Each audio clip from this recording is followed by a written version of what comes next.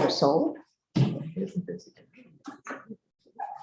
have anything to do with sewage or anything like that. It's ridiculous. I get it. Yeah, yeah, I get that taken care of. Hey, we are live. Very good. We are resuming and continuing with our agenda. And we just have one adjustment to the agenda as it is laid out.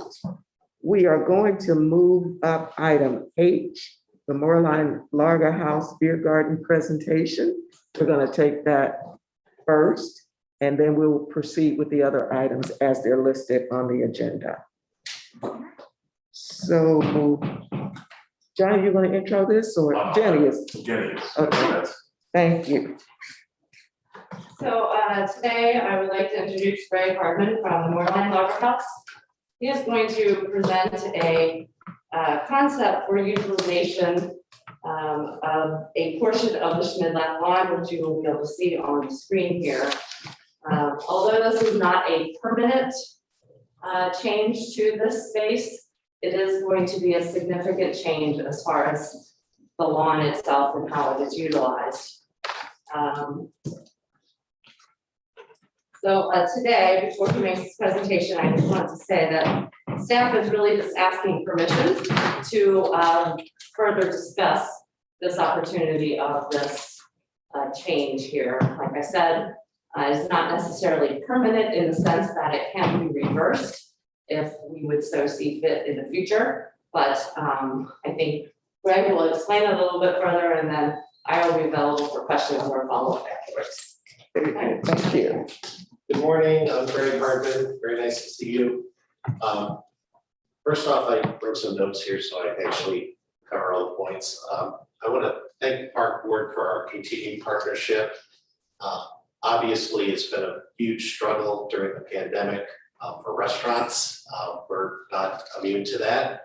And we have a lot of related issues to the pandemic, from workforce availability to supply chain issues to dramatic increases in food pricing.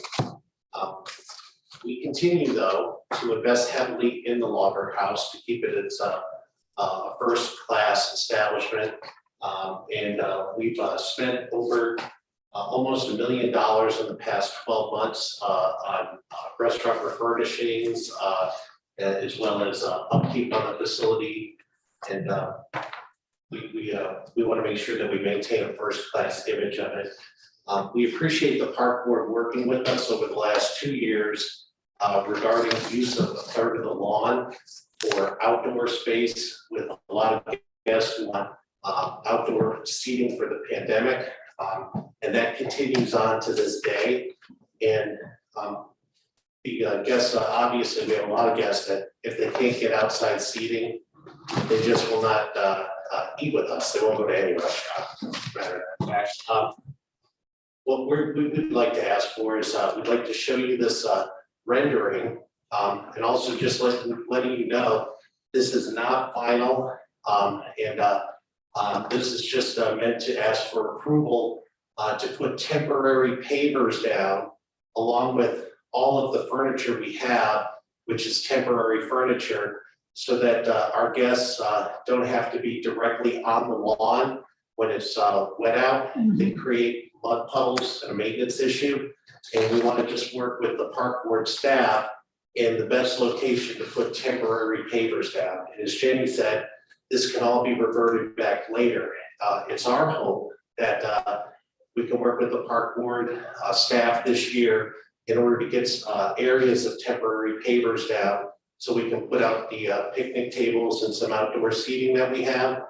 And it's also our goal is that we want to continue working on a long-term outdoor beer garden that we can come back to the Park Board with, which is a much more permanent feature in hopefully next year in that. But we want to hit the summer selling season this year with some temporary pavers. So our ask is strictly to allow us to use 1/3 of the event lawn to work with the park staff on the optimal placement of pavers to create a better temporary beer garden experience. Thank you. My first question, where's the Lager House in relationship to this? Is it right here? Yes, it would be to your right. Yeah, okay, got it. So, I'm sorry, I missed the component. This is temporary, but you're gonna come back later for a more permanent plan for a permanent beer garden on this site or somewhere else? No, on that site right there. Okay, got it. And Yeah. what's the timeline for that? We're hoping that that could be as early as fall of this year Got it. or the following year. I see. And Greg, can you tell us how this compares to what your approach was last year? From my understanding, you did do some outdoor stuff in the past. And how does this compare to what you've done over the past couple years? It is essentially the same amount of picnic tables and furniture that's out there. The only difference is we're looking to put temporary pavers down so that guests don't, whatever it rains, they don't basically create mud puddles and wear and tear in that area. And Basically, I'm sorry. when you say temporary pavers, what if we find out a month into this that nobody's using it and it's interfering with that temporary nature of those? We take them up and is it just mud underneath it? We would pick it up and then they would do what they do on major special events. They replant the grass and the event lawn would remain closed until the grass grows in. And that's approximately 3 weeks that it takes to do that. Okay. You know, personally, I love the idea of activating parks. I can't tell the perspective of what this is. How does this relate to the full size of that lot? Did you say that we're taking up, how much of Schmidlap does this take up? It takes up 1/3 of the event lawn and it has no impact on rental of the full event lawn. As I've already worked with park staff on some events that you have the full lawn rented, and they have made the rental, the rentee of it aware of the improvement, and everybody has loved it. They were like, "Wow, that's fantastic!" So they feel it will enhance the ability to rent the event lawn as well. Yeah, again, I'm excited about the idea. I think it's a great idea, and I like that it's a temporary, and it gives you an opportunity to see, is this something that we can look at long term? But getting people out and sitting in the parks is a good thing. So I like the idea. And this is all at your expense. This is 100% at the Moorland Lager House expense. That is correct. And also, if we convert it back to grass, we would pay that expense as well. Okay, thank you. That was a question I had as well. So help me understand your comment about how having this makes it more attractive for people who are down there and experiencing that part of the park. Does that mean then that people will be free, even if they're not eating at your restaurant, to just, to walk through, to sit there, or you roping it off or sectioning it off? Yeah, we don't intend on roping that off. So it could be used like we have a rock and the rolling event that we do in conjunction with the park board, the park foundation, and the Banks New Community Authority. And people are allowed to bring in food from other restaurants or bring their own food. They just can't bring in alcohol because it's the Dora district and that type of thing. But they are free to bring their own food and do. So basically, you're just activating a part of this section down there and giving people a place to sit and offering your customers the option of dining outside. Correct. Yep. Okay. All right. Any other questions? I think it's great. Great Jenny, are idea. there any, opposing views on this that we should be aware of? I do not have any consensus of opposing views. I know there was discussion of that this would change the original design, obviously, and but I really do feel, and talking with not only the event staff but operations staff, that this would only enhance the ability to use this lawn for not only daily use for customers that can come, or patrons and guests that can come and just sit and enjoy the views, as well as it will enhance an event opportunity for people to reserve this space. The space is reserved probably 20 to 25 times. Of course, half of that is in co-production with Moorline Logger House with Rocking on the Road Link. So I can see how that would certainly enhance those events, but also the opportunity for other events to maybe even tent the space, you know, with communication with Greg, as well as not being able or not having to struggle with the lawn or mud space that you do, you know, you never know what your event day is going to be. So I think this is an opportunity for us to enhance and increase the activity on this lawn. And you're saying that if, because of what you're doing, suddenly we're able to rent the space out to lots of other folks. Our contract with the park board, our land lease says we Right. get the right to food and beverage. So it's to our benefit if we assist you rent the lawn and rent the lawn. So that's been in place for 10 years. Okay, good. Just, So it's, we want you to rent the lawn. It's, Gotcha. we're all aligned to make that happen. okay, good. And this would just be an added amenity for that That is rental. Sounds like a win to me. And to ask from staff today is that we can move forward with papering this with Moorland Logger House. It is not a permanent structural change to the park or really a change to the agreement with Moorland Logger. It doesn't change the rental structure per se, other than it contributes to over that threshold piece. But it's a big enough piece that we wanted to secure the blessing from the commissioners to pursue papering that appropriately and with staff and with our partner. But it doesn't Sounds need a like- vote. We need a motion or not? It would not be bad for there to be a motion for board to authorize staff to proceed toward implementation of a concept materially similar to represented today. So moved. Thank you. Is there a second? Second. Are there any other questions or discussions on the motion? Thank you, Greg. We'll take a vote. And since Jim is not here, let's do a roll call. President Getz, Yes. Vice President Thomas, Yes. Commissioner Castellini, Yes. Commissioner Linder is not present, Commissioner North, Yes. motion passes. Motion passes. Thank you so Thank you so much. much. Thank you. Appreciate Sounds it. good. Thank you also for the partnership. We appreciate it so much. Thank you. And I'm looking for my agenda. I think it's Lytle Park is next. Yes.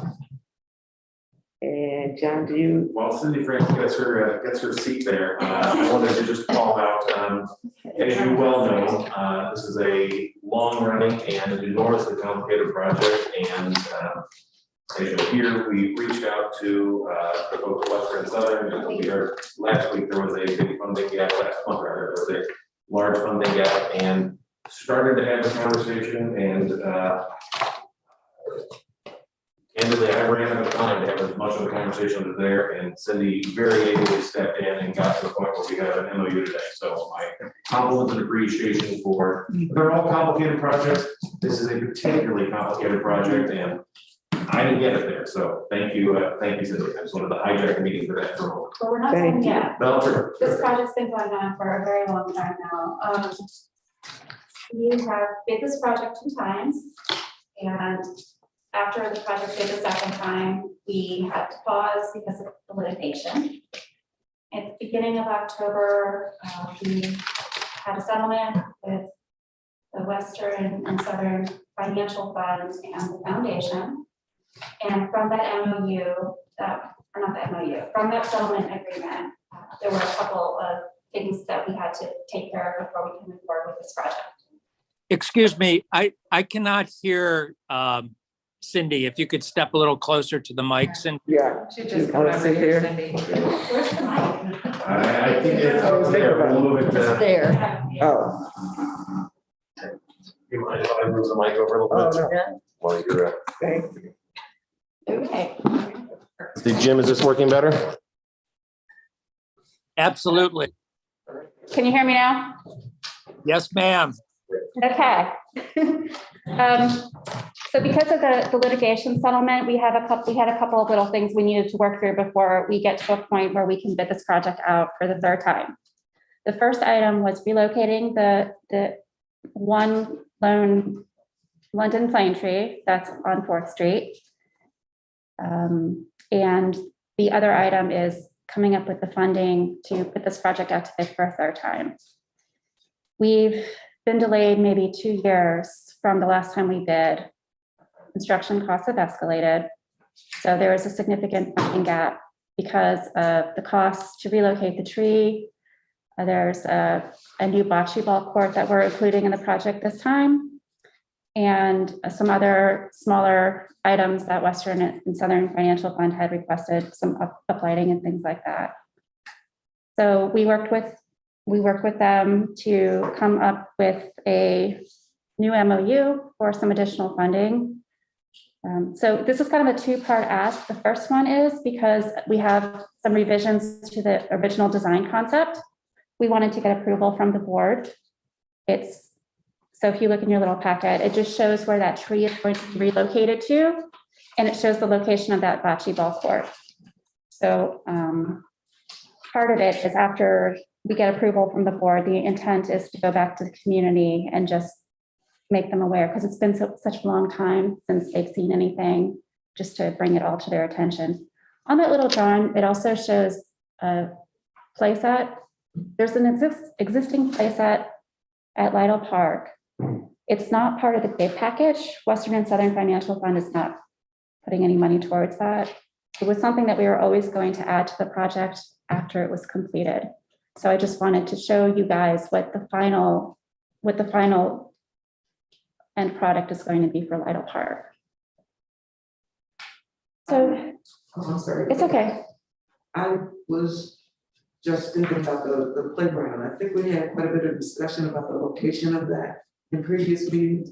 So that is settled, but that is not a part of the Western Southern plan. It's not part of the bid project. Right. We have a contract for playset repairs and installation. So after the project is completed, then we will go in. We actually have $50,000 set aside specifically for it in a fund. We will then come in and do that piece. I think we took it out originally just to try to save money on the total bid project. Okay. What is bocce ball? Oh, so much fun. Is it really? Yeah, I didn't know that. Little lawn bowling. It's lawn bowling. Oh, really? Okay.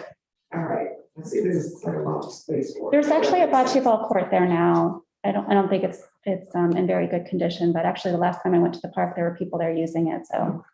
And we have bocce ball at, All right, the playground. Let's talk about the playground a little bit. Mhm. Was it always in this place? it's very close, in that drawing, it's very close to where it is right now. Okay. And that is the intent going forward, because I thought there was some discussion about relocating it.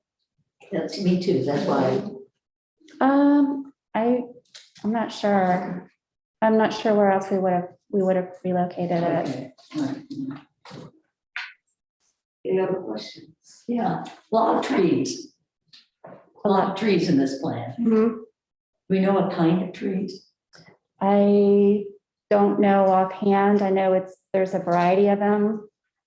There have been specific discussion around the species of trees. I think presently they expect to be sugar maples, which have been doing well in Scotland. There was a request to evaluate elms, and there are about 100 elms in Smale Park, I think 10 of which have had to be removed in the intervening 10 years, whatever it's been. So we want to be very mindful. I don't think there's a final decision on which particular species, but we want to be mindful of an overall plan, and urban forestry will be governing that, because it needs to be consistent with our overall plan for trees in any parks location. Yeah, those trees that he's talking about are the ones that are along 4th Street. Those are the only ones. Those are the ones on along 4th Street where the London Plains are. Those are the ones that John was talking about, that it's either going to be the maple or the elm or something else that we haven't determined yet.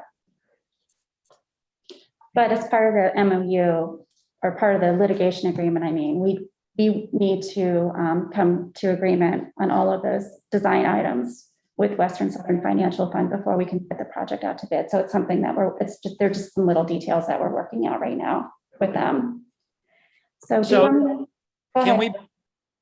Can we be clear that it looks to me like the only changes that you're presenting to us is showing the bocce ball court where it's going and the location of the moved trees. Is there anything else different about this plan than what we've seen before? Those are the major items. There's some uplighting that we need to do for the trees that are going to go along 4th Street.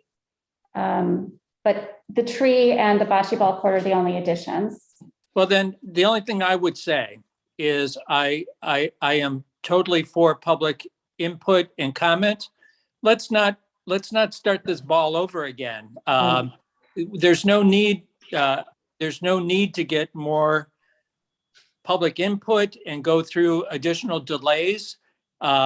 If these are the only 2 changes, that's insignificant in the scheme of things. So, and plus you have worked with both the state as to the location of where that tree can be moved, as I understand, and you're working with our Department of Natural Resources as to the types of trees, that sort of thing. As you mentioned, the bocce ball court is already there. We've already talked about putting a bocce ball court in. My only comment would be, how quickly are we going to get this ball rolling? That's a good question. It depends on when we can get all the money in place. Actually, I think let me talk a little bit about the MOU because it's a design intent we need to get approval for, but then also the MOU agreement. We've estimated to the best of our abilities, kind of what that overage is going to be, the additional funding that we need. And as part of the MOU, the park commissioners need to put in $200,000 into this project. Western and Southern is then going to kick in about $1.1 million, Western and Southern Foundation. And that should be enough with the estimates that we have to cover the rest of the expenses for this project. Western and Southern wants to give the money to us in a 2-part gift. I believe it was $800,000 up front. As soon as I have that money in hand, I can go ahead and put the bid package out. And it is February, so I'm not sure how quickly that money could get moved over, maybe in a month or so. So we could probably look at putting the project out to bid at the very beginning of April. It says 800,000 will come in 15 days after we execute this agreement. So I guess the question is, how soon can we execute this agreement? I think we would need to finalize the few remaining relatively small questions about specifications on tree species. I would think certainly within the next 2 weeks. I don't think there's nothing big and material out there. There are nits to be worked out, but I think we're very close on that. So I would guess within the next couple of weeks we could have that agreement finalized, and they would fund it through actually Cincinnati Parks Foundation, and then The money gets moved over to the city and then it has to go into a capital fund. So all of that takes, I think I had estimated about a month for all of that stuff to happen to get the money actually in hand. I think that's in my mind, and I'm sorry to be, there's no reason this should take a month. Obviously we need to finalize the agreement. As Commissioner North points out, money will move within 15 days. It's very easy. Council meets every week. Setting up an account in the capital accounts can be done. I just want to establish that this is a project that's been going on for a long time. We have agreed in litigation that we will move forward post haste, and I just would like that we do that. And the action we need today to get that ball rolling is To approve 200,000. Yeah, to approve the park board entering into this MOU yes. agreement. Now, I'll also say the Park Foundation has reviewed it. I think they may have a couple of little things that they need to modify. I don't think there was going to be anything major by any means, but it also needs to get approved by their board, I believe. Park Foundation will also need to approve I think they're this. executive committee, not the full board. Okay. So I believe that's the I executive. mean, the intention is to move this project along as quickly as we can. I still do need to make some modifications to the drawings as well. So there's going to be a little bit of time, like within this next 2-week period. I mean, they should be doing that at the same time. We work those simultaneously. Okay. Absolutely. So then we need a motion to approve the funding. A motion to approve entering into the MOU and a motion to approve the design concept. Yes. Enter into the MOU. So moved. I'm sorry. Okay. Thank you for the motion. Is there a second? Second, Are there any other questions? One thing to clarify, the $200,000, the recommendation was to move it from Fund 752, the Park Permanent Improvement Fund. So, is that okay? Okay, thank you for that specification. Okay, I just want to make sure that's okay. Yes. Okay, any other questions? But this is a separate motion from the design intent. That'll be a secondary. Yes, that's a second motion. Yes, first one. We have a motion. Jim, you have a comment? So this motion is to approve the 200,000. And the MOU. Okay, got it. Yeah, I think it's a great idea. Great. Any other questions? Roll call vote. President Getz, Yes, Vice President Thomas, Yes. Commissioner Castellini, yes, Commissioner Linder is not present, Commissioner North. Yes. Motion passes. Thank you. Now the second motion. We have a motion on the. The design. The design intent is on. Design, yes. so moved. We have a motion. Is there a second? Second. Any question, discussion? Roll call vote. President Getz, yes, Vice President Thomas, Yes. Commissioner Castellini, Yes, Commissioner Linder is not present, Commissioner North. Yes. Motion passes. Thank you. Thank you. Next one's a little easier on the Ezra Charles. We have a opportunity to get further funding on that to move that project forward. This is an easy one, just looking for approval to put in a grant application and the acceptance of $44,000 to cover additional work for the Ezra Charles statue project. Great, thank you. Any questions on that? No questions. Can we have a motion to approve the recommendation? So moved. Second, second, roll call vote. President Getz, yes, Vice President Thomas, Yes. Commissioner Castellini, yes, Commissioner Linder is not present, Commissioner North. Yes. Motion passes. Thank you. Give Cindy a break for a few minutes. Jim, can you hear me from here or do you need me to go over there? no, I think you're good, John. I'm loud, is what he's too kind to say. I wanted to update the board, and there is an ask in this as well about the Reading Road Operations Center. This is where the NIAF site is being built. Department of Natural Resources is housed in that building presently. That is, the acquisition and assembly of the NIAF site is in motion, but it is not in incredibly speedy motion. But nevertheless, our department needs to relocate. It has been subject of extensive conversation led by planning and design with the Department of Natural Resources and the operations team, all of whom have implications. The way that we are moving, which is not a definitive, fully baked idea, but the way that we are moving is, I'm going to say, sort of a three-part solution. One is some improvements to Sinton, the Sinton Operations Center, the vast majority of which are kind of already needed and which have residual benefit. That would accommodate sort of a swing space for DNR. And if we're able to develop this plan so that it's not needed, hey, great, but we want to move with due caution as it might be needed. There was previously allocated, I believe, 200,000 to Sinton improvements. The model that we're looking to further develop probably we think has an additional 500,000 or so of improvements to Sinton. The second part of that is to accept and renovate the former District 5 Police Headquarters building, or police building on Ludlow. And that is believed to be, again, in very round numbers, about a $500,000 commitment. One of the options we had explored previously was moving all of DNR to District 5. That involved digging back into the hill and was priced on the order of $4 million. Remembering that we're getting $1.7 million for the sale of the current building, so there was a large funding gap there.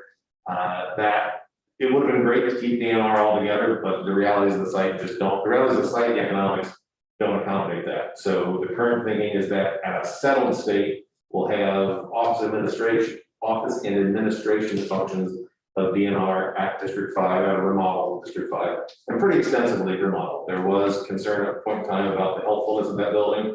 We'll be completely redoing HVAC systems, wall panels, not wall panels, ceiling panels.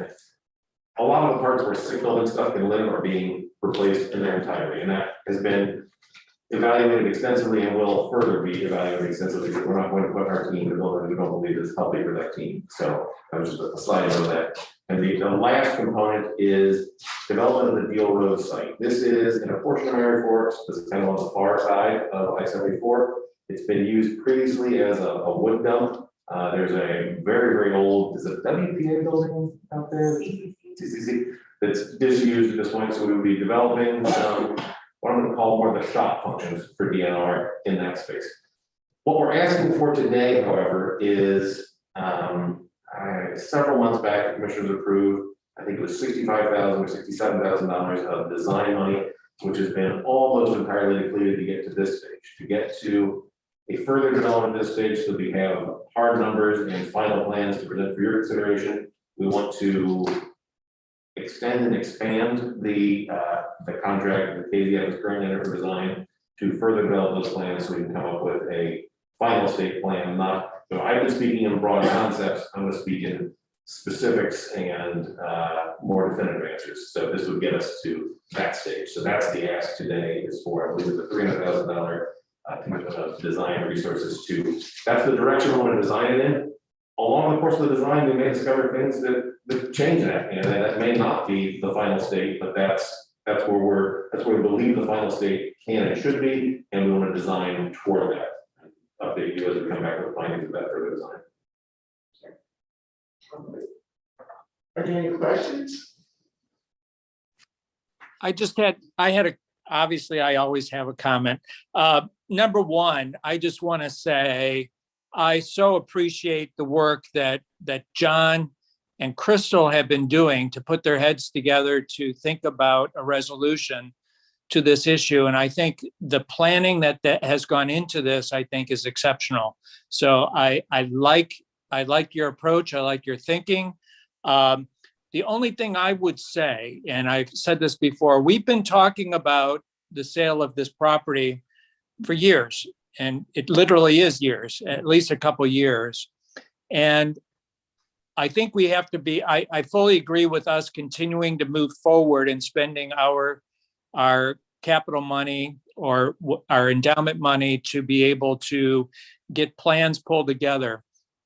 We really need, in my opinion, to get a commitment from the city of where remaining funding is going to come from to plug the gap between the sale of Reading Road and what this is going to cost us to relocate that entire department. So I would say I'm not at a point where I want to not approve moving forward, but it's half of me says we shouldn't be spending one more dollar until we have a clear plan in place with the city of where the balance of the money is going to come from. But again, I don't want to hold things up. I think we have from the beginning said, even though we don't even know if this property's been sold, I think we documents aren't signed. We approved this. I would bet that we approved this back in 2019, 2020. I'm not sure, but quite a while ago. I just would continue to push that we have a plan in place so that it's not, we don't find out another year from now that the shortfall of $1 million some has got to come out of our endowment funds. May I give an update on that? I did have a conversation last week with Assistant City Manager Billy Wright, who's been the primary correspondent with the federal NIOSH, but it's not GSA, it's another part of the federal government. But so he's been the primary correspondent with them. I think frankly, the city would echo a little bit of frustration. It moves at a somewhat unpredictable pace, and Fed's powers of eminent domain are complicating. So it is moving forward. There is a big question. There's about I believe it's exactly $500,000 that the city is receiving for the sale of a street which is adjacent to that building, that I would certainly advocate that should come to parks. Yes. So that is a meaningful part of a gap funding there that we'll pursue and want to bucket up. So we are in conversation with them. They are in conversation. I've seen documents this week, even with some further counties or other parcels in that same portion that they're securing. So I know it is in active conversation. We've also pushed for, if there's an opportunity to extend our occupancy of that facility for even 6 months, that would be helpful. So that's another piece that we're pushing in that conversation as well. But they are in, I would say the assistant city manager has been in good communication. He just doesn't have perfect information from his corresponding partner on the buyer side as well. But I absolutely want to have clarity on the funding picture, and that gap to be as small as possible as well, because we were looking to sell a building. This came to us. So. John, has this plan that you're proposing, this 3-stage plan, been shown to anybody at city? I don't, was anybody from city involved? Because the planning design led that process. I don't believe anybody from City Hall had a presence at that, did they? They've seen the District 5 scheme, but they haven't seen anything since then. So not the 3-part piece, no. And the 3-part piece saves millions of dollars and also gives us future growth space, correct? I don't think that I think it's more of $1 million approximately. I don't think it's millions, but I think it is probably, it's probably a 25% lower cost than other options that were explored. So isn't it worth communicating that to the powers that be in the Be happy city? to. Absolutely. It's probably actually I have a meeting with the city manager on Friday. And hopefully this is one of the things that I want to alert her to is in progress that way. Thanks. And there, you don't have any additional clarity on how soon we have to move. Right now, it's December 31st of this year. Yeah. That's what it was when I started on December 13th. It's now February 17th, and it's still, so the property has not transferred, and that's part of our pushback to the city and to the buyer is, months go by and our end date hasn't moved. Our end date kind of needs to move, gang. So we've also spoken about some emergency procurement, or at least for the sit-in portion, because clock's ticking, and through the regular procurement process, we would not be able to have a spot for DNR to sit. And they've indicated an openness to an emergency expedited procurement process for at least the sit-in portion, which would enable that to sit there. So, and we can also explore, depending on their openness, District 5 that way, because if we can avoid the swing move, all the better. That's efficient and saves some money. We haven't explored that in any details yet, but we'd like to. Okay. But for today, the action that's requested, ask that is requested is approval of the $300,000. I believe that's the number. It's $334,565.60. 60 cents. All right. I got $1 in my pocket. Any other questions? If they have a motion to approve? So moved. Second, Properly moved in second. Any other discussion, question on the motion? Roll call vote. President Getz, Yes. Vice President Thomas, Yes. Commissioner Casterly, yes. Commissioner Linder is not present, Commissioner North. Yes. Motion passes. Thank you. You didn't get a full break, but got to at least sit in a different chair for one minute. But This is Richard Clark. Yes. All right. So this is more of just an FYI. You haven't seen what's going on down at Friendship Park. No, I've been in front of you guys before to explain about the problems we have with erosion on that riverbank. And we have inclinometers set up. We've been monitoring them since 2005, maybe 2004. We started noticing some additional movement back in March that was scary enough that our geotechnology professionals suggested that we install some additional inclinometers and added additional readings so that we could monitor more closely. We let Waterworks know in March of last year that we were seeing some significant issues going on down there. And the problem is just south of the railroad track that runs parallel, there's a 60-inch water main that feeds downtown Cincinnati. It's the only water that goes there. So if we have significant movement, we could end up with another ruptured water line similar to what we had. St. Rose's. Yeah, just not even a year ago. It's the same, I think it's the same line, actually. So we looked with Waterworks at a couple of different solutions so basically what they need to do is go in and install a retaining wall. It's going to be underground. You're not going to see it from the surface at all. It is maybe 2 feet under the ground. So there were 2 different solutions that we kind of looked at. The first one was just to protect their asset, the water line only. The other solution was to pull that wall to the south so that we would be protecting the water line and also the park. The cost difference between those 2 solutions is about $5 million. How many? $5 million. So Waterworks went ahead and did an emergency request through the city manager's office to build the retaining wall that would protect their asset only.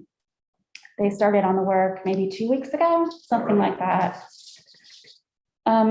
Our main concern at this point is just to have the park restored to how it looked before they started. So we are working with Waterworks right now and the city manager's office to execute an MOU with them to kind of explain the responsibilities and what the final product is going to look like for the park. I was hoping to bring you the MOU today for approval, but we're still working through the details. And I think the director of Waterworks is out this week as well. In what you presented to us, I'm confused as to why you say in the future, we would have to do a parallel wall to what they're doing. Why wouldn't we be able to just add on to what they're doing? So the wall that they're doing is right up against that water line. In the But water it's line, still going to it's still going to prevent erosion, it will, sinkage, or whatever you call it. the retaining wall will only protect the water line. If we wanted to protect the park as well, the retaining wall would have needed to be built more to the south so that it would protect the water line and also the park. So there is a chance in the future, and if we can't predict it, that was part of what the geotechnology engineers were telling us, is that it could happen tomorrow or it could happen 20 years from now, but there's definitely movement, and it's something just to be aware of. Yeah. Did you say it's an additional $5 million if we were going to do it at the south so it takes care of the park and the Waterworks asset? Yes, they estimated that to just do their water line, it would be about $3 million for the wall. That's what they've gone ahead and proceeded with. And they estimated to protect the park and the water line, it would be $7.7 million. And as you're holding back more, the beefiness of the wall increases substantially because there's some compression between that. So it's we had pretty extensive discussions with, because we were advocating this, these are both municipal assets, can we save both the spread, and there's also some timing differentials as well, and Waterworks has zero tolerance for losing that line, and we've said from the beginning, Parks is not trying to slow you down. We are not going to get in the way of preserving a water supply, of course, but it was, in the end, the economics did not support adding protection of the entire park at that time. Yeah, I included just a PowerPoint that Waterworks provided us at the very end of December. I thought it kind of gave you a good it kind of gives a good outline of what exactly the work is. The numbers aren't right, but the estimates, they increased almost, it's 900 linear feet. So it is a significant portion of the park. So our two main concerns right now are, how are we going to get this restored? How much funding are we going to get to restore the park? And how long is it going to take? Because if we need to go through city procurement, the city procurement process, I'm going to have a landscape architect brought in to do the drawings so that I have a good set of bidding documents to put out for a invitation to bid. So it's a long process. We're hoping. That kind of puzzles me. Mhm. So why can't, and I'm sure you've taken pictures of the area as is now, before they start digging it up. So why can't, just like our insurance policies on our homes, replace as is, as was? So that's what we're advocating for. So actually And why won't the pictures suffice? Why would you have to go through procurement and have a drawing done? what we're advocating for is that the restoration work be included in the emergency procurement, the same as the walls coming in. Because unfortunately, where this wall is going, it is right through the middle of 900 feet of granite walkways, a lot of mature trees, Right. all of which have been cataloged extensively. But as far as if we were bidding the replacement of that work, absent any emergency procurement issue, we'd have to have a detailed set of drawings to go up for public bid so the bidders could respond to that way. We unfortunately couldn't say you restore as was. That way we'd have to give them a full bid set. Because that was originally done 18 years ago, like that. So the plans still exist, but they're up, there have been evolutions in how you do that in the intervening 18 years. So we can't use what was done originally 18 years ago from those plans.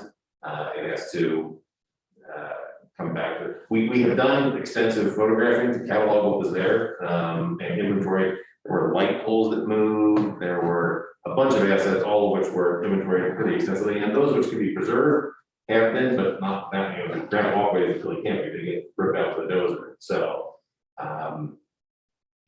hopefully we'll get to a point where Waterworks can include the restoration and then essentially sub it to parks, and we can move forward in a much faster manner, because otherwise we won't have that 900 feet of the park for the entirety of the season this coming year. So we continue to push for that. We've not had agreement on that, but we do continue to, and we haven't had rejection of that. I don't think we've had rejection of that, but that's still an active part of the conversation. Is I don't feel the park should have to come $1 out of pocket to restore what was there. And B, I'd like to get as much of our season for the citizens as we can in place. So. Is there any debate about whether or not it's their responsibility to restore? There's no active debate on the broad concept. I would say the devil's in the details, because it's a walkway. A walkway can mean a lot of things. It can be a 3-foot wide strip of broom finished concrete, or it can be a lovely, almost art level installation of carved, beautiful granite that exists currently. So there's not necessarily debate around the concept, but from concept to installation, there's a lot of wood to chop, and that's what we're going to be working on, is to get as much clarity. But in my thing of the world scenario, the agreement would say we will restore as is to original specifications unless code has required enhancement to those specifications. That would get back to the insurance piece that way. So that'd be sort of my starting position, and I'm not really sure what compels us to move very differently off of that. We want to cooperate with the city. We all like drinking water, so we're not trying to be in the way of that. But unfortunately, the cost of this project is the restoration of what was there at the beginning stage of the project. And those are the details that will be worked out in the MOU. Correct, that we hope to have worked out here, but this is the fastest moving project I have seen in my time in the city by orders of magnitude. So Yeah, it's amazing. So we'll hear more of that. I think there's more to come. I wish this was the last one here, and I don't believe it is. Okay. Fully recognizing that I could be labeled Captain Obvious here. I mean, this is a bend in the river. This park is designed to be washed away. It really is. So I think in this process, we need to make sure that we're advocating for a very long-term permit, if not permanent solution. You just look at this, Yeah, where it is in the office. yeah, this is designed to be eroded. And will never stop being designed to be eroded, As so. long as you put things on the, like, that's sort of the hardscape and snails, so that you don't have that, that's what it takes to not have that, the hard edge, the hardscape. But the most immediate need is the water main. To take care And of. that's in motion, we are not, A, we're not impeding that, B, that's not really on us, they are moving with, all the course, we've closed and signed the park and notified the community and all the normal steps that way, there was, commissioners about that, and that moved very quickly, so there's not an MOU to act upon today. We're gonna continue to negotiate that with all this guidance, but it's a big deal and it's coming back, so. Yeah. All right. Next month, we should have an MOU to present. So no And motions you're on listing that this. here. There's no motion. This is just, in case you're wondering when you drove by why there's a giant crane in the park. Oh, That's why. That's what it is. Thank you, Cindy. Thank you. Next item. Capital improvement projects. Yeah, there's no action on this either. We just compiled a list of just some of the major projects we've got going on right now. So I'm happy to answer any questions if you have any, and if not, then I'll go sit down.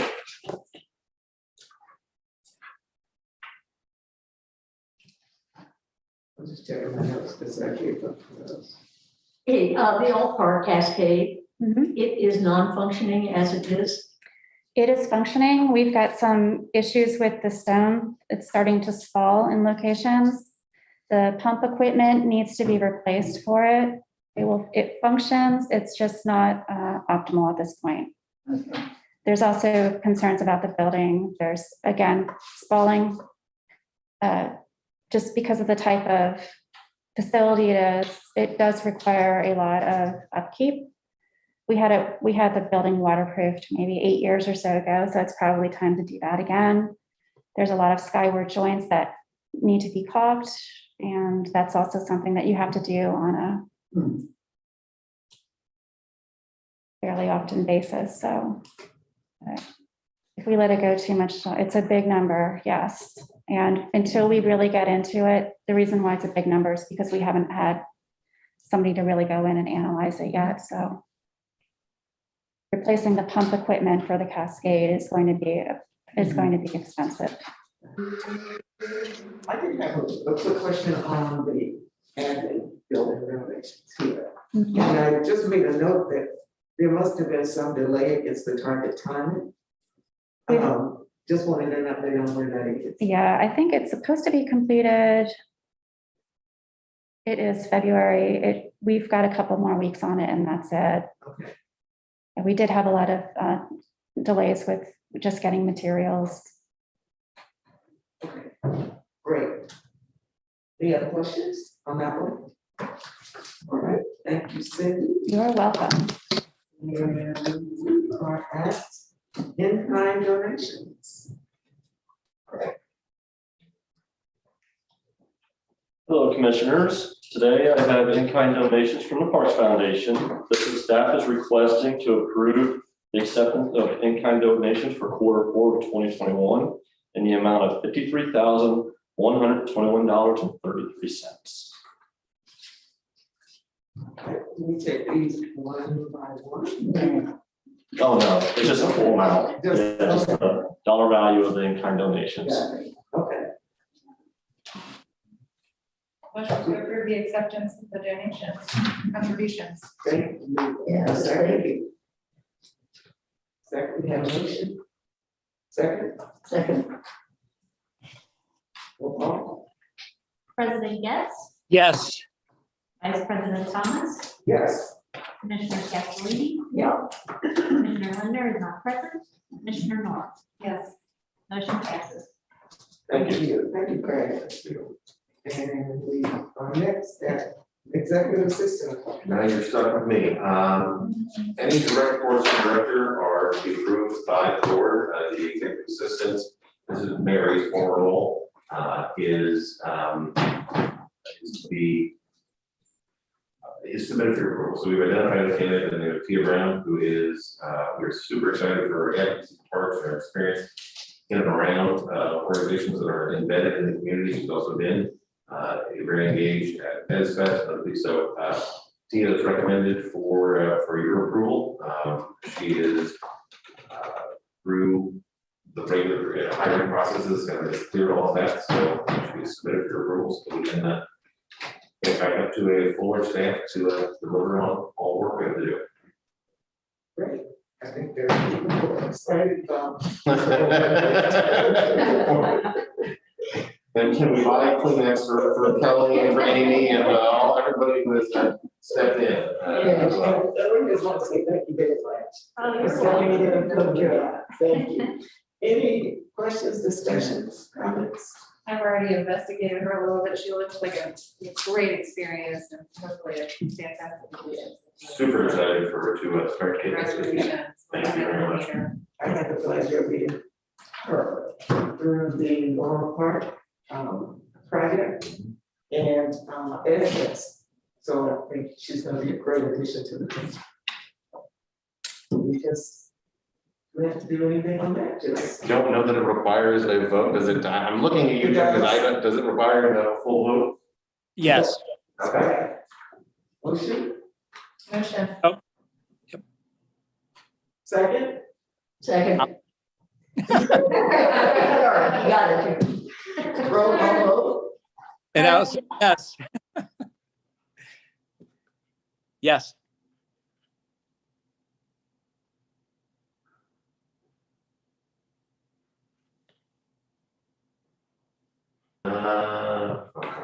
Might, if you text and tell us where it's going to go. Turn off video, maybe. Internet connections. It's a great picture of it now. Here we go. All right. It, just so you know, periodically the Zoom feed is freezing. Yes. But if you're asking, I fully say yes to hiring Tia. So that- Yes. Thank you. Great, thank you. Okay, President Guest. I guess. Yes. Okay. Vice President Thomas, Yes. Commissioner Castellini. Yes. Commissioner Linder is not present. Commissioner North. Yes. Motion passes. Great. Well, when does she start? Tuesday. Tuesday. Tuesday night. Wonderful, great. Welcome to Tuesday. Tia. So, yeah, very excited to for her to join the team here. Yes. The last item, what you have to hear from me, is a request to rename a circle in Manatee Park. So we had a discussion, it's either the January or February meeting about guidelines for renaming, that was more parks, but really for how people can be honored in the parks as a whole. We had a recent request from Manatee Community Council and former Park Commissioner Kevin Flynn for a person who's been a steadfast supporter and active in the Manatee community. Parks as well, but probably more prominently in the community of Manatee itself. And so I think shaped by that policy, the request is not for any portion of the park itself, other than for the traffic circle to be named in honor of Miss Welsh, and it was Cindy Walsh Circle. And it's brought forward with great speed because of declining health and a very short window for that. So that was the reason this was added late to the agenda and not sort of further fleshed out. But the CED team did compare it to the guidelines that were set forth and accepted by commissioners, and feel that it does hit that particularly in that it is not a park itself, it is an element in a park, and more scaling to that engagement with parks. So And you said renaming, but the circle doesn't have a name right now. that is correct. You are correct. Yes, it may be correct. I did say renaming, and that was not that was sloppy language. It's not removing any current honorary or naming from that. Thank you for that clarification. And that would, assuming we approve this, it would take the shape of a plaque or sign. I believe a road sign is the intent. Designating it, excuse me, this is similar to Jean Robert de Cavelle or a lot of things that happen in the district, but this person's been very active in my area community, so that's why the community council reached out and asked for us to consider that, because there wasn't really a correctly applicable street that would sort of follow that process. Any questions, comments, additional? Anything? We need a motion? Please. So moved. Second. We have a second? Second. It's been moved and second. Are there any questions or just further discussion? Roll call vote, please. President Getz, Yes. Vice President Thomas, Yes. Commissioner Castellini, Yes. Commissioner Milner is not present, Commissioner North. Yes. Motion passes. Thank you. All right. That concludes the action items on the agenda. I want to point out that we have an executive session that's also listed here as secondly. We were able to take care of business in the context of the first executive session we had this morning, so no need to do that. So we will move to director's comment. Which I will make speedy. But I do want to welcome one of our critical roles that have been missing for some time was a division manager of HR. And I'm pleased to introduce Derek Jeffrey, who's filling that role for your second week now. Yes, should I go ahead and stand up? By all means. Derek has extensive experience in different branches of government, most recently, please introduce yourself if you would, please. Hi, thank you for having me. 1 second, Jim, can you hear? You want to come up here? The microphone. Yeah. Sorry. Thank Hi, Jim.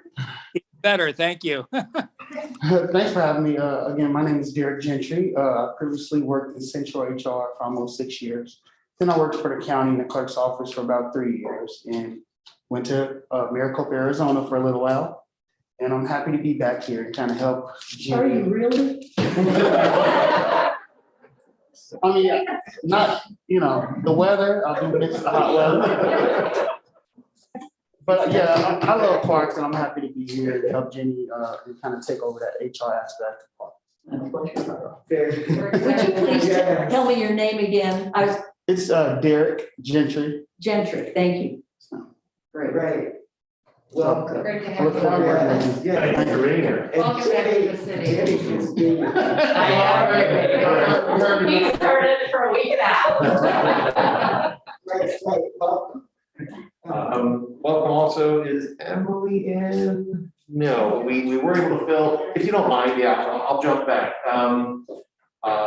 Big announcement, lots of activity in the community engagement volunteerism team. The website will go live on Tuesday, the 22nd. We just got the final date from downtown IT, so super excited. That is the culmination of an enormous amount of work from several members of that team. Very excited to, I don't know if anybody's taken advantage of the opportunity to see the kind of not really mock-ups, but the sort of beta version, and it is fluid, it tells the story well, it is a radical transformation, so we're excited for that to go live. And what's that, 4 days, 3 days from now? So Tuesday. So Emily, sorry, has joined us as graphic designer. So, and you came from the city as well, correct? Yes, I've been with the city for 13 years. I started in print services. A couple of years ago, I've been in ETS for a little while and I'm happy to be here. Great. Everybody from the city wants to end up in parks sooner or later. All the time, later. Thank you. Thank you for, I did want to also call out, this is another CED heavy today, but, in the city manager's office, the public relations, that group, Holly Scott Smith, went on maternity leave, and the city manager realized they were without a resource to talk to the world about what happens in the city and city manager's office. So, with the Bengals appearing in the Super Bowl, had they won, there wouldn't have been anybody to update the Facebook page and say, who dey? So, they reached out based on Rocky's personal experience in the CMO, and I talked to the city manager, Rocky talked extensively back and forth. It's a big lift, but Rocky and really the whole CEV team are stepping in, and we think that's good government and good politics, and it is a big lift. I can speak from personal experience that doing 1.5 jobs is a lot, but I am grateful as a citizen of the city. I am grateful for stepping in and efficiently and adroitly executing on the needs in that space. So thank you, Rocky, for that work. Yes. But Don, I saw communication. Thank you for stepping up and doing that. I think it's great to establish how much of a team player Parks is, and especially with somebody with the background and experience that Rocky has. So thanks for pulling the trigger and doing that, John. So thank you, and thank you, Rocky. Absolutely. I was gonna say the same thing, except when I got the first communication, I thought, what? So it's a stepping up and helping out, stepping in, so that's great. And they are working to fill that role with some other spots. So we don't anticipate this being a long time, but obviously while lots of important communication things and engagement things happen in parks, the city manager's office periodically, they are super critical, and they needed to have somebody who could step into that role quickly. So. Great. The last two things I have are on Freedom Park. I did check in with a presentation last month from Phil Gasolini. I spoke to his office earlier this week, and it continues to be sort of explored through various stakeholders. So no material update that way. I've offered to engage when the time is right. I think the feeling is the time is not fully right yet. So we stand at the ready to engage when that's a conversation to be had. Just wanted you to know that it hadn't fallen off. It's just still cooking. And the last thing is just to make you all aware, we did receive our operating budget guidance from the budget office on Friday. And it was Friday at 5:30, which is great way to start on the weekend, recommending a 15% reduction in operating expenses for parks. So team is working extensively to figure out what that looks like, what impacts that are. I've been working on meeting individually. We're now permitted to meet individually as members of council. That had not been the case previously, but that has officially been changed. So Thank God. we're working to engage directly with members of elected officials. Also collaborating a bit with other departments, specifically rec, because there's some commonalities in that. We present to the Budget and Finance Committee on March 21st. We are developing a case statement for what that means if we continue to disinvest in an operating and capital basis in parks, and illustrate that. And I'm not going to show up with 300 slides because that's 299 too many. I want to show up with a small number of compelling facts to illustrate the case. At the end of the day, it's up to council to make the decision they're going to make, but I want to illustrate what it takes if we continue at a 15% reduction.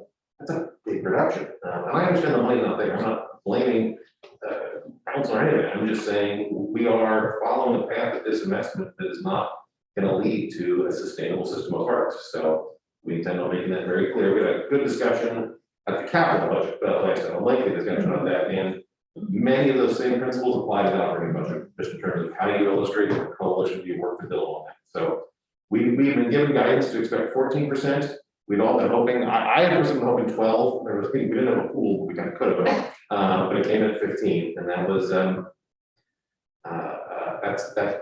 that's rough. That is not a fun update to leave you with at the end of the day, but it's important, and we're gonna be working on what that means. Is it 15% across the board for everybody, or are we getting asked for? The non-sworn, so other than police and fire, it's 15% for all departments, and that's the way the guidance was given. And Craig, correct me if I'm wrong, but it was everybody illustrate for us what happens with a 15% reduction. So we've crafted some of those. I think there's some things that we can do. There's some revenue enhancements that we can do that might offset a bit of that. So I'm pretty comfortable that most of the fat is gone. A lot of muscle is missing. We're at the point where we're looking at a bone saw, and I don't think that's the tool we want to use to improve the park system. So Is this more than last year? Last year's exercise was 8%. This is similar to the first year when I joined. It was a 15% reduction that year. And then what's a little different this year is it's not only a 15% reduction in general fund, we also have a fund, it's 302 is a infrastructure tax fund, and that's at 15% as well. Usually that was usually half. It would be like 15% and maybe 8%, but both of them were at 15%. So the total dollar value of reduction is about 1.5 million. Yeah, it's John, if I can just provide a little context, I know this isn't my area, but also very concerning about this, just to make you all aware. the city is still benefiting from the American Rescue Act dollars for this upcoming budget.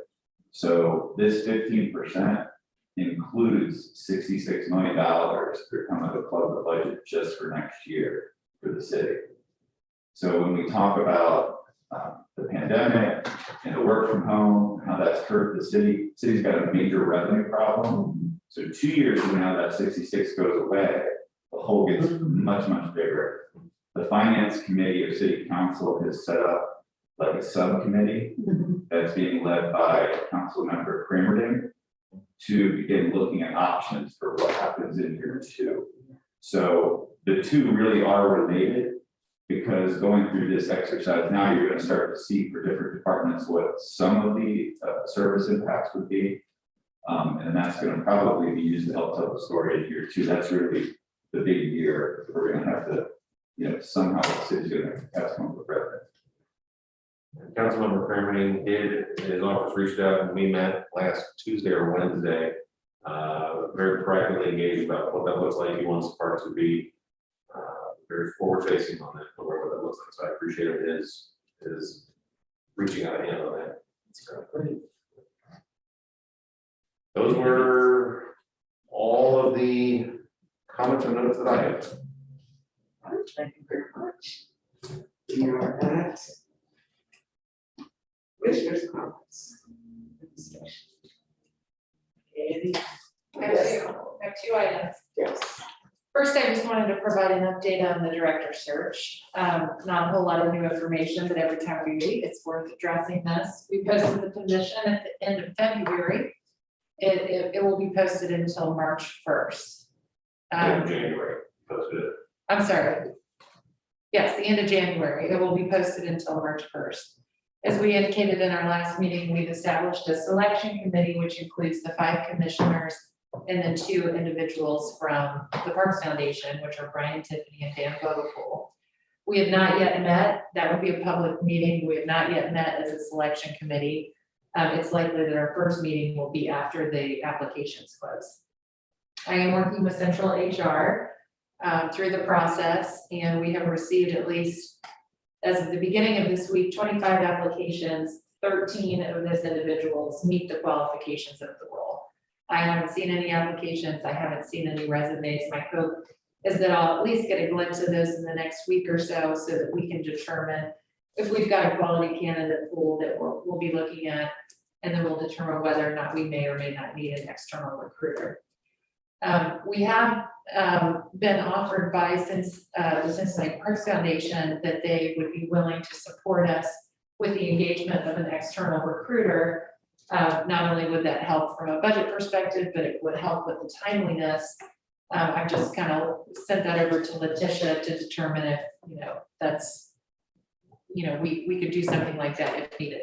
Our hope is that we've got a quality candidate pool and don't need to go that route, but we just need to make sure that we don't get ourselves too slowed down if that's the route. So those are my updates there. The second thing I just wanted to put out there is I really, really love to talk about trails. We haven't really dug in on this topic yet, at least in my time as a commissioner.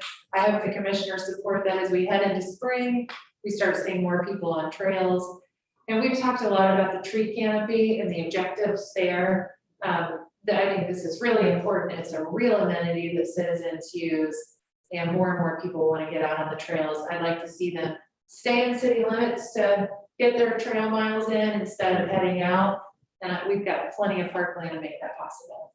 So I'd like to just talk kind of more broadly when the time is appropriate about objectives of our trail system, the hurdles that we've got in front of us, kind of our goals and what's within reach and improving both the quality of the trails, signage, the availability on our website, et cetera. May I quickly, there is I'm gonna say 85% cooked, exhaustive report that DNR has done, inventory trails, signage, kiosks to publish maps, et cetera.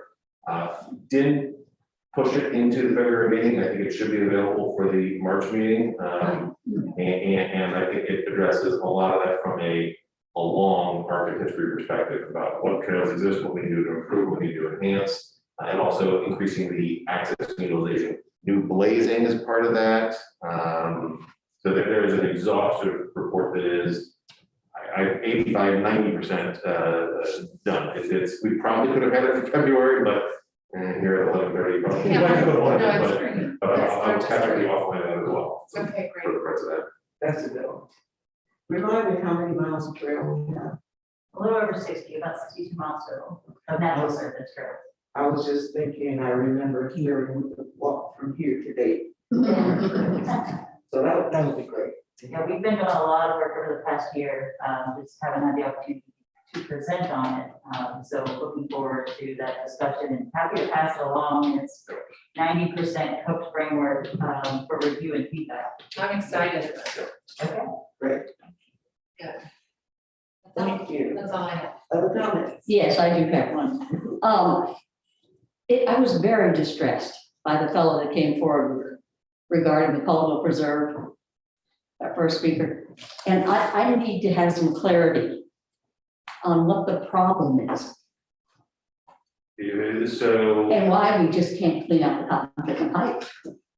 So we have cleaned up concrete, right? The operations team in, I think it was in the fall, they removed some brush and they certainly removed in front of the pipe. I don't think they actually were able to get into the pipe if there was anything wrong with that. and legal has some insights that I can share with you as well on that. Okay, So that is gonna work. That absolutely, that has been referred to legal, and that'll inform the next steps on that. But I can update you on that quickly. I'm very confused. So who owns the pipe? That's what legal is working to determine. That's there's not as much clarity as you might hope around what the origin of that problem is. So that's legal has offered some preliminary findings, but they want to do some final research before they asked us to engage with Mr. Rumpke on that. But that is the core issue of question is it our pipe or is it not our pipe? But I'm hoping that we're communicating to this gentleman. I've spoken with them twice this week, I think. Amy Watts and Kelly, so several people have been in making sure Matt Hood met with them on maybe just one occasion, maybe a couple of occasions, and we did have a team that worked to pull the stuff out. I think it's beyond, I think the question is around the sizing of the pipe, not the condition of the pipe. Yeah. So Yeah. that's, but no, we have, I guess you did speak to Paul as well. Paul certainly has the longest institutional knowledge of the background of the way, but several members of the staff have been, and I understand these are frustrating because it's been going on for quite some time and probably is going on as we speak today. But there's less clarity than we might hope to have. Is it, when I'm listening to you talking about the various people communicating with him, might it be worth considering that there is a person, a single point contact that he can be in touch with to get updates? Because a lot of it helps when you can communicate. So that's why I reached out to him myself, because his frustration is understandable and obvious, and I wanted him to his property. have my number, so that he can reach out for any developments. And I hope we will have the final feedback from legal in the next week. I think I don't know when it originally went to them, but they came back earlier this week with preliminary, and they just have to finalize a few parts of it. But I don't think we're months away from resolution. I think and I don't know if the resolution will be satisfactory to them, by the way, but I think our position will be resolved in a matter of a small number of weeks. The other comment, of course, is on goes the dog park. Yes. Yes. And are we proceeding? So we have worked to They engage. voted to proceed. Yes. So we have engaged I don't know who. We've engaged an architect to develop a concept plan that can be kind of subject to that community feedback and review and input or rejecting any of them. So what's the status on that architect that's going to be? We're certifying funds for it, so if you want it to stop, stop. We haven't spent any money on this yet. But so funds are being certified, we have not spent the money on it, but we are certifying funds for our architect to develop that piece. There was a question about how to procure that, and figured out a way to procure that architect on a more expedited basis. This would not be a fully developed plan. This would be more of a concept plan, a fit plan, a schematic. Is that a fair word for it? Yeah, it's under $5,000, whatever the cost is. For conceptual drawings and for a better budget, so that it would be something to use for fundraising purposes. So I think I heard that. So we have not done anything except pursued certifying funds that will allow us to do something. Well, where we left this, my clear recollection is we said we would earmark $150,000 for this project. The commissioners were in support of the project, provided the proponents of the dog park could essentially match the funding to achieve the estimated $300,000 budget. And my understanding is that this conceptual drawing will give them a resource necessary to fundraise. Right. That's where we stood last August. Right, it was quite some time, it was 6 months ago, right, that we made that plan. Yep.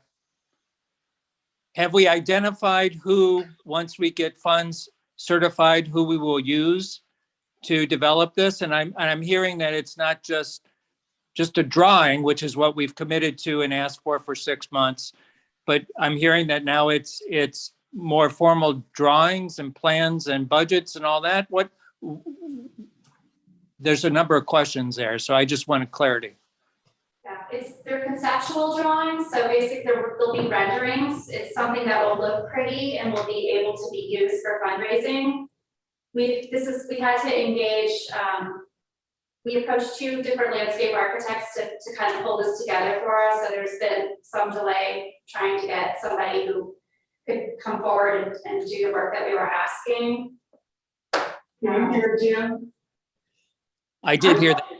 So as we sit here today, what is the estimated time of arrival of seeing a rendering? I don't know, I need to get the funds certified, and that's, right? We probably put the request in at least 2 weeks ago, so. I would have to look at it. Usually it takes, if it's above $3,000, downtown purchasing has 2 weeks to review and approve it, and then it goes council audits, and they also have about 2 weeks, but I can escalate it. And I do have a question in regards of the 150,000. When I went back and pulled the meeting notes and minutes, I did not locate where there was actual vote to approve the 150,000. Well, it's nothing necessary at this. You know that that's the direction we want to go. It's not like we're ready to issue the contract to do the park. So we should not be concerned or holding up anything because there wasn't an official motion. Right, it was like a vote of sentiment. We have a desire to proceed with this project. Let's see if the community can raise the matching funds to support it. Perfect, thank you. Yeah.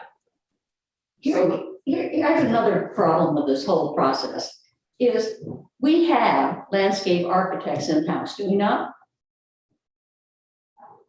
We don't. We do not, no. You have myself, I'm an architect, you have a senior architect, and those are so you have 2 architects in planning and design. You have a senior engineering technician and an engineering tech 3. But your expertise doesn't allow you to draw a plan. We do not have the staff to produce quality renderings that would be used for fundraising purposes. Because we're forever having to go out and hire. I agree. And yet we have 2 architects in-house. I don't get it. I truly don't get it. I think that's worth looking at, John. To do a concept drawing should be something really, I mean, we could produce one for you. This afternoon. I mean, this is not anything that gets held up for so it's something to consider. And just to chime in here, it's even more frustrating in that we went through almost a year ago, we have had an open position in that department for an official landscape architect. And we sit here 2+ years later and we still don't have one. So it's shame on us. And to your point, it's somewhat embarrassing. I saw all the public comments that came in the packet last night. And it's embarrassing walking around the community with that same question. You mean the park board doesn't have anybody that can do a drawing?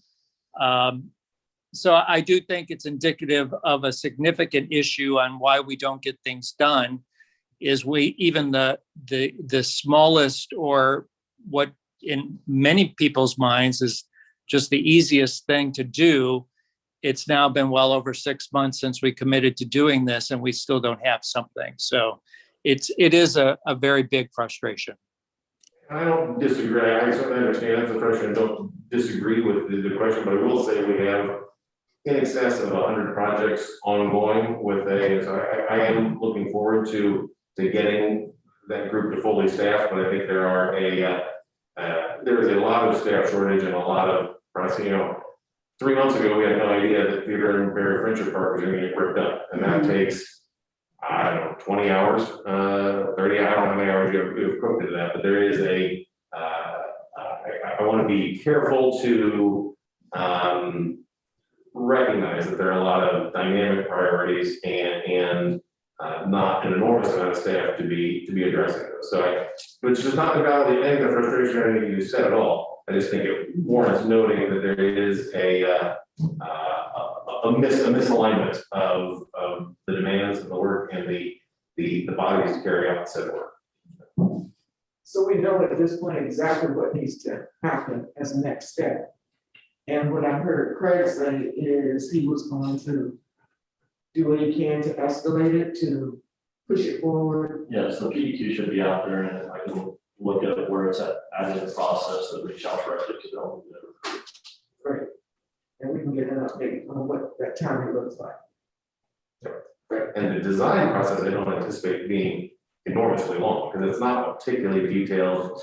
I don't think so. I think that the process itself shouldn't be that terribly difficult. It's getting the one where we can release that set. Right.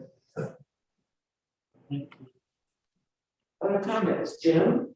I just wondered if, I'll ask again this month, if we've seen any signage or examples of signage, or what's going on with signage. Do you want who wants to speak to that? Yeah, as Crystal talked about earlier, the plans to have that discussion with the board in March, specifically related to the kiosks and the trail signage, which is all moving forward. And in addition to that, Emily, who you guys met earlier on our team, has just come in. I mean, we have significant backlog of signage requests. So we are getting our hands around those right now. We're going to work to prioritize, how we attack that. But in the meantime, the focus is really going to be on the kiosks, the trails, and there's a few one-offs that are in progress. The new Gallagher Park sign went up this week. We're working with one of the Woods of Evanston to have that moving, and there's a handful of others like that will continue in a row. But I believe, and I know Commissioner North talked about wanting to be able to look, sort of advocating for the natural feel like we've seen in national parks and having something to look at. And that's what's planned for March. So we have completed all the inventory throughout the park system of signage. Jenny's team's been doing a phenomenal lift on just identifying, what signs are faded, what needs to be replaced, what the quantities are. But there's been a lot of work done behind the scenes just to figure out what exactly do we need. And now having Emily on board will really kind of design and build that process out. Whether it's, a rule sign or a stop sign, or it's this larger project of, park brands, it's really the big question mark. So what we'll be mostly presenting in March is our recommendations for trail signage, wayfinding signage around the trail system and informational kiosks in designated areas throughout the park. And then we're also going to be moving forward on replacing some of those, just basic signs, stop signs and whatnot. But I still feel like there's probably a larger discussion around whether or not that 1997 branding guide, is still what we're looking to have across the park system. And we just met as a team yesterday, and it was a great meeting, very collaborative. So it was operations, DNR, CEV to really sit down and build out like what that timeline is going to look like. So that's what we'll be presenting and honestly moving forward on between now and the March. March is gonna be a fun meeting. It'll be fun, yeah. It's great time. And again, just to, like, part of it is like I keep preaching this, and I will continue to do. We have a big challenge with signs, but it also presents a great opportunity for us to set up a system and a template so that it's standardized going forward. Yes. What that means is there may be times where the planning takes a little longer, like we talked about, significant inventory that's happened. But we don't want to just continue the problem going forward with, disparate signage in different parks. So we are looking at that, and that's something that Emily, we're working on process-wise as well. It's such a shotgun approach out there. Every part we go through is a little different. So we're really trying to figure out what we're doing moving forward. Exactly. Perfect. Right. Looking forward to that. Yeah. Thank you. Yeah, the only other comment I had, and then I'm done with comments, is as we get resumes from central HR, if those can be circulated to all of us, it'll give us a head start on helping in the process of identifying the key players we'd want to bring back for interviews for the director's role. So whenever we get those, circulating them to the whole committee would be a great step. Sure thing. That's all I had today. Thanks. Thank you. Anything else? Silence, so it sounds like we're done. Well, thank you all very much, and we will adjourn the meeting at 11:54. Well done. Before noon. Great. Thank you all. Great. Thank you.